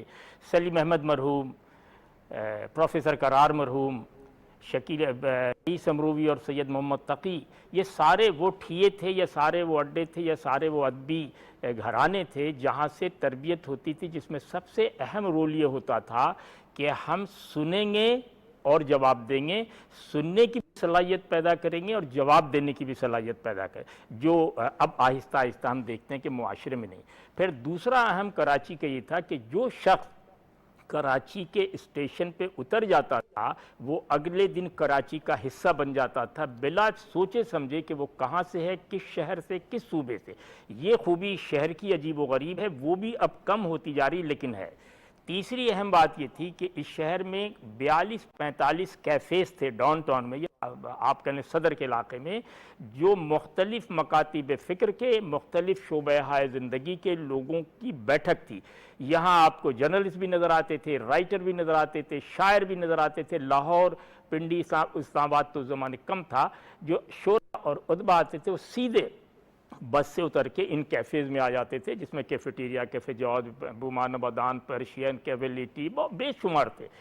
वो भी चीज़ें अब आहिस्ता आहिस्ता ख़त्म हो गई। तो वो जो किरदार उस ज़माने में देखे, चाहे वो रेस क्लब के थे, शराब खानों के थे, मै खानों के थे, मसाजिद के थे, मदरसे के थे, जो इन कैफ़ेज़ के बाहर मुखबरी के लोग बैठते थे, पुलिस के लोग बैठते थे, स्मगलर्स बैठते थे, ये सब मेरे जहन में मौजूद था।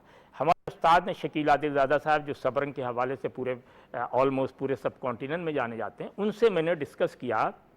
उन्होंने कहा बहुत मुश्किल मौजू है लेकिन तुम लिखो। तो मैंने ये लिखना शुरू किया। तो अब लिखने में 2-3 अंदाज है, ये तो अफसाने लिखें आप, या फिक्शन लिखें आप, या नावल लिखें आप।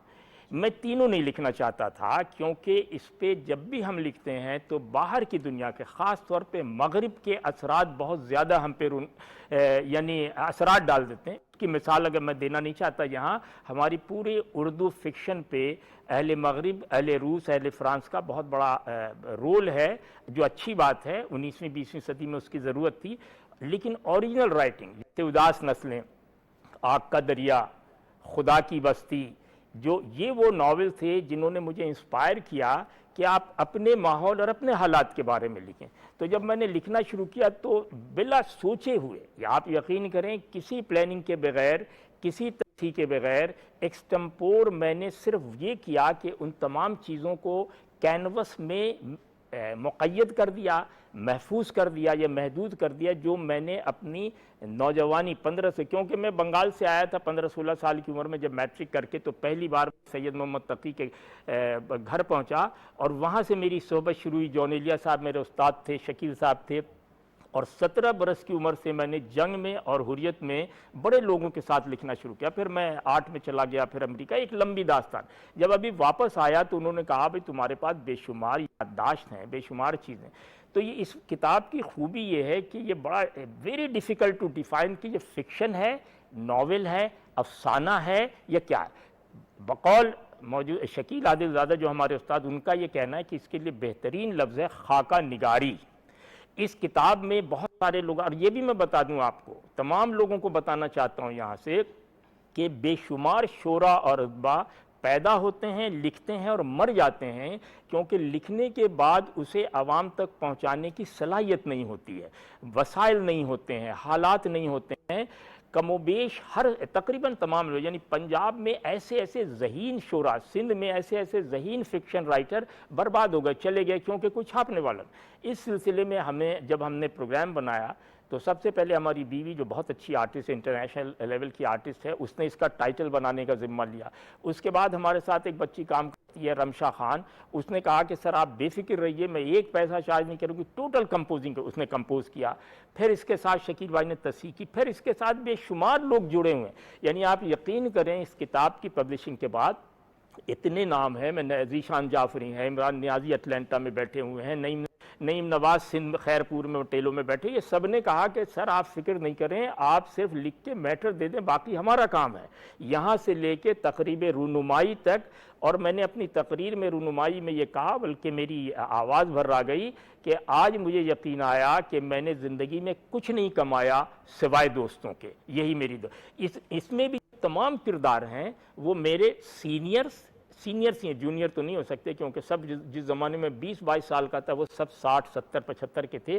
ان سب کی چلتی پھرتی زندگی, آئے دن کی زندگی, ان کی بات چیت, ان کا انداز, ان کی گفتگو, ان کی بے ساختگی, سب اس میں مقید ہے. تو اس کتاب کو میں کوئی دعویٰ نہیں کرتا, لیکن یہ ضرور کہوں گا کہ یہ کتاب بالکل اردو زبان میں اوریجنل طرز پہ لکھی گئی ہے, اور یہ ساری وہ کتابیں جس کو آپ بیتی, جگ بیتی یا آپ کسی خانے میں بھی فٹ کر سکتے ہیں. اور میں یہ بھی بتاؤں کہ میں نے 2-3-4 کتابیں جو لوگوں کو دیں, آپ حیران ہو جائیں گے, چھوٹی منہ بڑی بات کہ لوگوں نے کہا کہ کتاب شروع کرنے کے بعد میں ختم نہیں کر سکا. آغا مسعود صاحب بہت مشہور ہمارے دوست بھی ہیں, استاد بھی ہیں, انہوں نے کہا فاطمی تم نے کیسی کتاب دی کہ رات میری خراب کر دی تم نے, میں نے رات شروع کیا صبح ختم کی.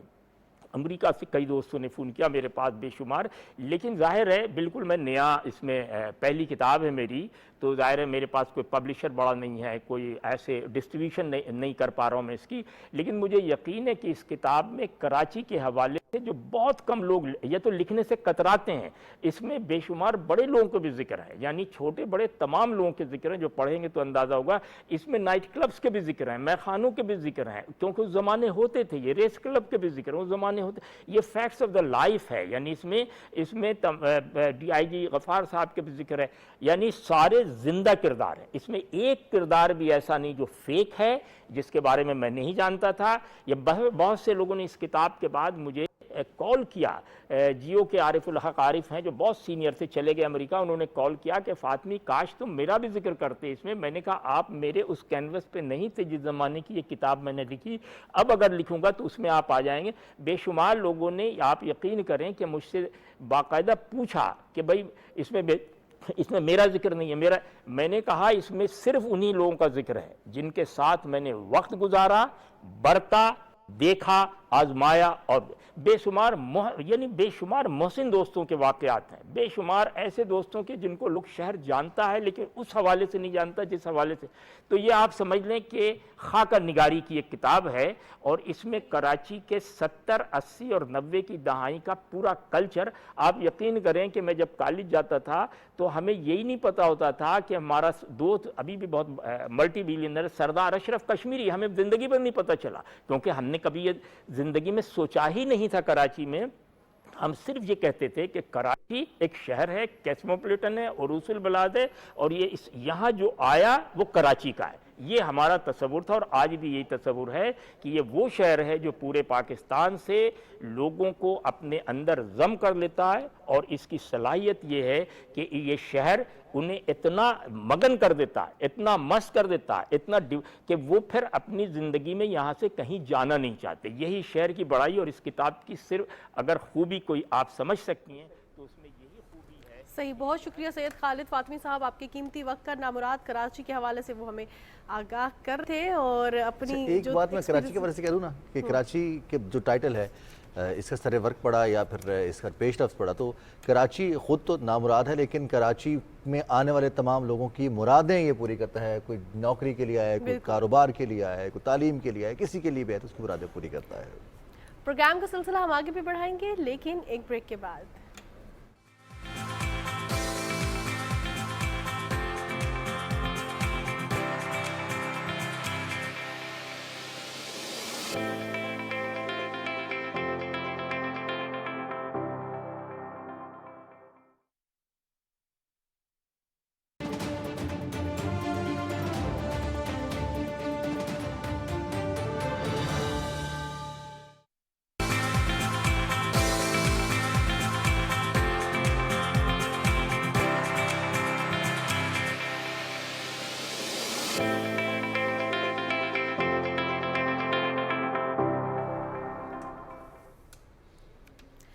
जनाब, प्रोग्राम में आपको एक बार फिर खुश आमदीद कहते हैं और आज बात करते हैं आज के दिन के हवाले से। आज 4 मुहर्रमुल हराम है और ज़िक्र करते हैं करबला वालों का, जिन्होंने हक़ के लिए, जिन्होंने रब ताला की जो हिदायत है उन पर चलने के लिए इस्लाम का परचम बुलंद किया और वैसा बुलंद किया कि ता क़यामत बुलंद रहेगा। उसके पीछे एसार, कुर्बानी, अपनी जान की कुर्बानी, अपने प्यारों की कुर्बानी शामिल है। आज के दिन के हवाले से हमारे पास एक रिपोर्ट है, जी हम रिपोर्ट देखते हैं। मार्काए करबला में जहां बुजुर्ग और जवानों ने कुर्बानियां दी, वहीं बच्चे भी आगे आगे रहे। इन्हीं बच्चों में रसूल खुदा सल्लल्लाहु अलैहि व आलिहि वसल्लम की नवासी और हजरत अली करमल्लाहु वजहुल करीम की बेटी हजरत बीबी ज़ैनब के 2 कमसिन बेटे ओनो मोहम्मद भी शामिल हैं। दोनों भाई भी फौजे अशकिया से लड़ते लड़ते शहीद हो गए। आज का दिन 4 मुहर्रम हजरत जाफर तैयार के पोतों ओनो मोहम्मद से मंसूब है। उलमा बयान करते हैं कि ओनो मोहम्मद की शहादत दरियाए फुरात के किनारे हुई। किस्सा मैं तुम्हें ओनो मोहम्मद का सुनाऊं, तस्वीर में एक जंग का मंजर जो दिखाऊं, कैसे मैं समंदर को कूजे में समाऊं, एक बार तुम्हें करबला मैदान में ले जाऊं। हैदर की तरह रन में नजर आते थे दोनों, गाजी की तरह फौज को थर्राते थे दोनों। मार्काए करबला 10 मुहर्रम 61 हिजरी को रूनुमा हुआ। 72 शहादतें हुई। मजालसे सैयदुश्शुहदा में आशूरा तक का हर रोज किसी एक शहीद से मंसूब किया गया है। 10 मुहर्रम को बारगाह रिसालत में 72 शुहदा की शहादत का पुरसा दिया जाता है। पुरसादारी का ये सिलसिला 8 रबीउल अव्वल तक इसी तरह याद इमाम में जारी रहता है। 4 मुहर्रम ही को शिमर लईन 4000 का लश्कर लेकर करबला में दाखिल हुआ। ये वो शिमर है जिसने इमाम हुसैन रजी अल्लाह ताला अन्हो के खुश्क गले पर कुंद खंजर चलाया। पाकिस्तान समेत दुनिया भर में नवासाए रसूल की कुर्बानी को खिराज अकीदत पेश करने के लिए 4 मुहर्रम की मुनासिबत से मुख्तलिफ तकारीब का इनेकाद किया जा रहा है। इमाम आली मकाम ने रहती दुनिया तक परचम इस्लाम बुलंद किया और इस्लाम को नई जिंदगी दी। मुहर्रमुल हराम हुर्मत का महीना है और हुसैनियत का पैगाम बड़ा वाज़ेह है। इसी पर बात करेंगे। हमें ज्वाइन किया है मजहबी स्कॉलर मुफ्ती इश्तियाक अहमद साहब ने। मुफ्ती साहब बहुत शुक्रिया, आपने वक्त दिया। हम दरसे हुसैनियत की बात की जाए तो करबला ये एक पैगाम नहीं है, एक हमें जो लाहे अमल है, तर्ज़ ज़िंदगी है, ज़िंदगी का मकसद है, वो बताता है। बिस्मिल्लाहिर्रहमानिर्रहीम। शुक्रिया जी। बुनियादी तौर पर तो करबला का हर लहजा और हर इसका गाम वो रहती दुनिया तक के लिए रहनुमाई भी है और ख़ुद एक तारीख़ है। इमाम हुसैन अलैहिस्सलाम की कुर्बानी सिर्फ़ इस हद तक नहीं है कि कोई एक सियासी झगड़ा था, कोई इस तरह का कोई मामला था रियासत का या खिलाफत का या हुकूमत का, और उसमें एक फ़रीक को जो है वो शहीद होना पड़ा और दूसरा बज़ाहिर फ़ातिह करार पाया। ऐसा नहीं है, बल्कि आपका मदीना तैयबा को छोड़ना, आपका हज के अय्याम में हरमैन शरीफैन को छोड़कर वहाँ कूफा तक जाना, इराक़ तक जाना, इस बात की अलामत है कि इबादतें और इनफरादी जो नेकी और तक़वा का मामला है ये किसी शख्स की ज़ात तक है, जबकि जो इज्तिमाई फ़लाह का मामला है, जो मुआशरे का या उम्मा की बेहतरी का मामला है, वो इन सारी चीज़ों से बढ़कर है। अब उम्मा की फ़लाह और उम्मा की बेहतरी किस चीज़ में है?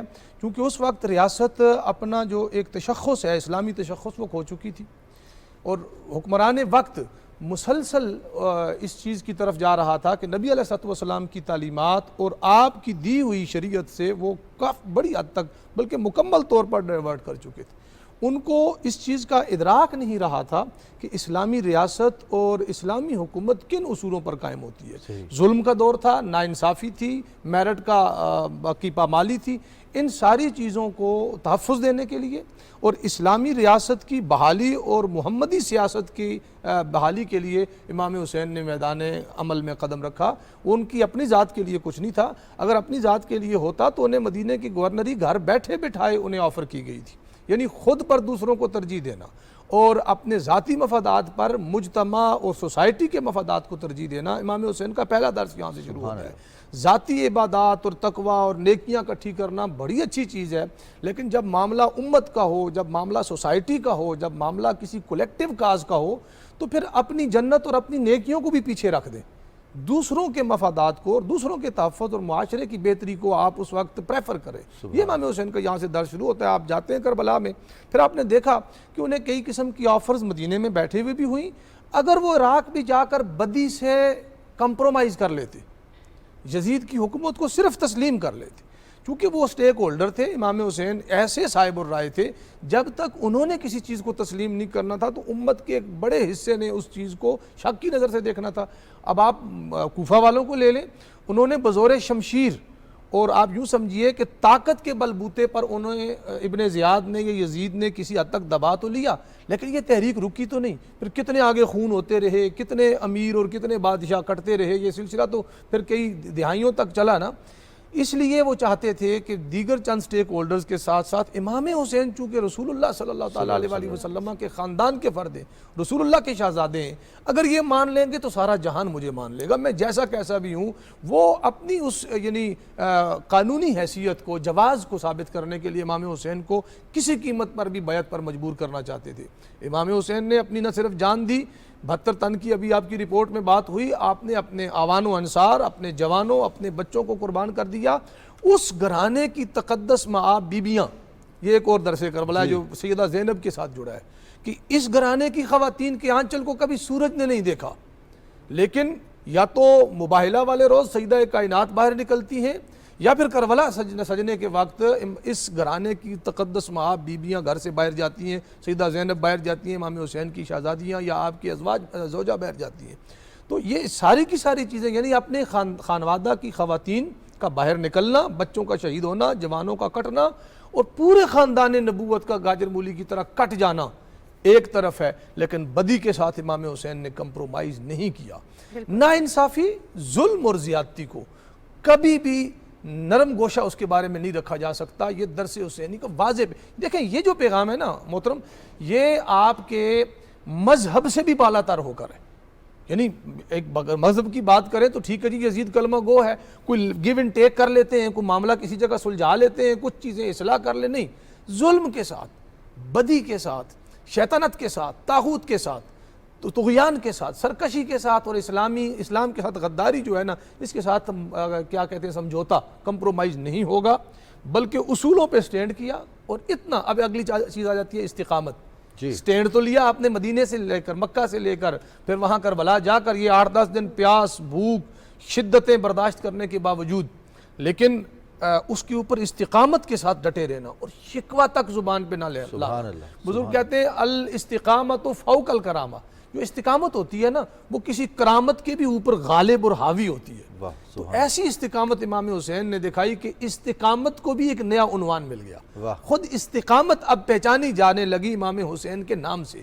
صبر ایسا کیا کہ اب صبر کا نام لیں تو جو پہلی چیز ذہن میں آتی ہے وہ امام حسین ہے۔ آپ اسی طریقے سے استقلال اور جرأت اور بہادری وہ یا مولا علی کے ساتھ جڑی ہے یا ان کے بچوں کے ساتھ جڑی ہے۔ تو صاحبان یہ کوئی عقیدت میں بات نہیں ہے، یہ کوئی میں اپنی ذاتی محبت میں بات نہیں کر رہا، تاریخ کے اوراق اس کے شاہد ہیں اور 1400 سالہ ہسٹری اس کے پیچھے کھڑی ہے۔ مطلب آپ نیلسن منڈیلا سے لے کر یہاں ہندوستان کے ہندو لیڈروں تک آپ آ جائیں تو وہ امام حسین کی جرأت اور بہادری کو، آپ کی استقامت اور استقلال کو سلام پیش کرتے نظر آتے ہیں، ان سے انسپائرڈ نظر آتے ہیں۔ تو بنیادی طور پر امام حسین کا سبق کو اگر ہم ایک جملے میں بند کرنے کی کوشش کریں تو وہ یہ ہے کہ اپنے پہلے تو آپ ڈیفائن کر لیں کہ آپ کھڑے کہاں ہیں، کس کی طرف کھڑے ہیں۔ اگر آپ رحمان کی طرف کھڑے، حق کے ساتھ کھڑے، مظلوموں کی حمایت میں کھڑے ہیں، میں پھر کہوں گا، یہاں زور دے کے کہنا چاہتا ہوں، پوری دنیا اس کو سنے، یہ نیشنل ٹیلی ویژن ہے، کہ بات مذہب کی بھی نہیں ہو رہی، بات انسانیت کی ہو رہی ہے۔ انسان کو بیدار تو ہو لینے دو، ہر شخص پکارے گا ہمارے ہیں، صرف مسلمان نہیں، پوری انسانیت کے لیے، ظلم کے خاتمے کے لیے اور امن، انصاف، رواداری اور حقوق انسانی کے تحفظ کے لیے امام حسین کھڑے ہوئے، قیام کیا، جان دی اور اپنا سب کچھ قربان کر دیا، نہ اصولوں پہ کمپرومائز کیا اور نہ فریق مخالف کے سامنے جھکے۔ ہوا کیا؟ کٹ گئے سارے نا، لیکن الٹیمیٹلی यजीद तो दफन हो गया, पेवंदे ज़मीन हो गया, हुसैन का झंडा आज भी पूरे आलम पर लहरा रहा है। बेशक ऐसा ही है। बिल्कुल मुफ्ती साहब, जैसे आपने हमें दरस हुसैनियत के हवाले से आगाह किया, मैं आपसे ये जानना चाहूँगी कि हम आज का नौजवान कैसे दरस करबला पर अमल पैरा हो सकता है, और उस अमल पैरा होने से जो हमारी ज़िंदगी के चैलेंज हैं और मसाइल हैं उनसे कैसे निमट सकते हैं? देखिए मोहतरमा, बड़ी सादा सी चीज़ है। हम दो चीज़ों का जिक्र बहुत ज़्यादा करते हैं, अभी आपकी रिपोर्ट में भी था, शब आशूर है और योम आशूर है। इन दो रात और दिन को ले लें, 24 घंटे का टाइम है सिर्फ। इमाम हुसैन की पूरी सीरत तो 50 साल से ज़ायद अरसे पर मुहित है ना। ये सिर्फ 24 घंटे के इमाम हुसैन को आप अपने सामने रखिए, मैं अपने सामने रखूँ, कौम अपने सामने रखे, 24 घंटे को। है क्या, इमाम हुसैन के असर के वक्त 9 मुहर्रम को जब वो यजीदी फ़ौज में हलचल मचती है, गैर मामूली हरकत महसूस होती हैं, आप हज़रत अब्बास को भेजते हैं जाके पता करो वो क्या करना चाहते हैं। तो उन्होंने कहा जी बस इस तरह जंग करो या बैत करो। तो आपने फरमाया ठहरो मैं इमाम से पूछ के आता हूँ। वो आए इमाम हुसैन के पास, आपने हज़रत अब्बास रज़ी अल्लाह अन्हु को कहा कि जाके उनसे कहिए कि एक रात की हमें और मोहलत दे दें। यहाँ से एक ख़ास किस्म का दर्स शुरू होता है, दर्स करबला की आप बात कर रहे हैं। तो उन्होंने मान ली इस बात को। अब उनके मानने में शायद ये हो कि ये भूखे प्यासे हैं, लागर हैं, कमज़ोर हैं, 12-14 घंटे और गुजरेंगे तो इनकी कमज़ोरी में, ज़ौफ़ में इजाफा हो जाएगा। लेकिन यहाँ हमारे इस्लाम के खुतबा और हमारे दानिशवर ये कहते हैं कि इमाम हुसैन ने वो मोहलत ली अल्लाह की इबादत के लिए, तिलावत कुरान के लिए, चूँकि उसके बाद आपने यही काम किया या साथियों को कुछ नसीहत की या उन्हें मौका दिया आप चले जाएं, मैं अकेला लड़ लूँगा। लेकिन मैं यहाँ एक और नुक्ता नज़र रखता हूँ। मैं समझता हूँ कि इमाम हुसैन ने अपने दुश्मन पर उस वक्त भी एहसान किया, उन्हें सोचने का मौका दिया कि तुम कितने गलत रास्ते पर हो, जुल्म के रास्ते पर हो। शायद किसी, और यही हुआ, अगले दिन कोई 25 कहता है, कोई 30 कहता है, कोई 20 कहता है, हुर समेत जिनकी किस्मत में हिदायत थी और सआदत थी वो लोग उधर से निकल के आ गए ना इस तरह। तो आपने उन पर एहसान किया, उन्हें भी टाइम दिया और खुद टाइम ये लिया कि आपने पूरी रात गिरिया उजारी में गुजारी, तिलावत कुरान में गुजारी, अल्लाह की इबादत में गुजारी। अब आपका जो सवाल था मोहतरमा, हमें यह सोचना है कि सिर्फ नारों से और दावों से हुसैनियत साबित होती है या किसी अमल का नाम हुसैन। देखें, नारों की बात अगर करें ना तो कायनात में सैयद आलम सल्लल्लाहु अलैहि वसल्लम से बढ़कर कोई और किसी और का नारा नहीं है। हुजूर कह गए थे हुसैन मिन्नी व अना मिनल हुसैन। हुजूर फरमा गए थे कि ये जन्नती जवानों के सरदार हैं। हुजूर फरमा गए थे इनकी मोहब्बत मेरी मोहब्बत है। नारा भी है, दावा भी है, एक नजरिया भी है, एक आइडियालॉजी भी है। लेकिन जहां तक बात है प्रैक्टिकल की, वो करबला है, वो इमाम हुसैन की अपनी शख्सियत है। तो जिसका ताल्लुक कुरान के साथ होगा, इस्लामी तालीमात और अल्लाह की बंदगी के साथ होगा, वो हुसैनियत को क्लेम कर सकता है। बिल्कुल, बहुत खास बात की आपने, बहुत खास बात की कि जिसका ताल्लुक कुरान के साथ होगा, जिसका ताल्लुक अल्लाह के साथ होगा, वही क्लेम कर सकता है। बहुत शुक्रिया मुफ्ती साहब, आपके कीमती वक्त है। हमारे साथ मजहबी स्कॉलर मुफ्ती इश्तियाक अहमद साहब मौजूद थे और इसी पर प्रोग्राम के इख्तिताम करेंगे कि हमने अपना ताल्लुक रब ताला के साथ मजबूत बनाना है ताकि अपनी ज़िंदगी के मसाइल को हम हल कर सकें, इन मसाइल से निकल सकें। ये जो बहाम है, ये जो एंजाइटी है, जो डिप्रेशन है, इससे निकल सकें। प्रोग्राम का वक्त ख़त्म हो गया है। अपनी मेज़बान माहनूर कुरैशी और रिजवान अली अहमद को इजाज़त दीजिए। इंशाल्लाह कल सुबह आपसे मुलाकात होगी सुबह पाकिस्तान में। अपना बहुत सा ख्याल रखिएगा। अल्लाह हाफ़िज़।